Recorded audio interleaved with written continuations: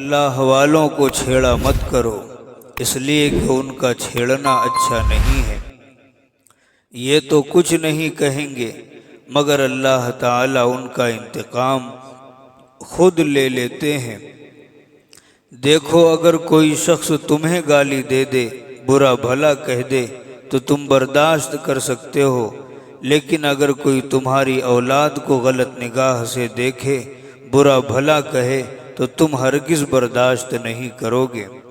ٹھیک اسی طرح حق تعالیٰ کی شان میں کچھ کہا جاتا رہے تو وہ ایک دفعہ برداشت کر سکتا ہے، مگر اس کے اولیاء کو کوئی چھیڑے تو اس کو وہ ہرگز برداشت نہیں کرے گا، اور اس کا اعلان وہی ہوگا، من آذی لی ولی فقد آذنتہ بالحرب، جس نے میرے کسی ولی کو تکلیف دی تو اس کے لیے میں اعلان جنگ کرتا ہوں۔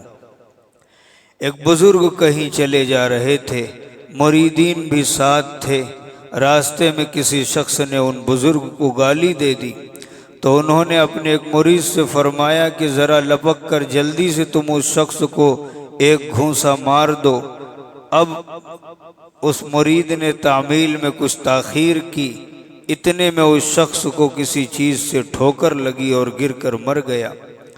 شیخ اپنے اس مرید پر بہت خفا ہوئے، فرمایا ہم نے جلدی بدلہ لینے کے لیے کہا تھا مگر تم نے دیر کی، ایک آدمی کی جان چلی گئی۔ حق تعالیٰ کا میرے ساتھ یہی معاملہ ہے کہ میری جانب سے وہ فوراً ہی انتقام لے لیا کرتے ہیں۔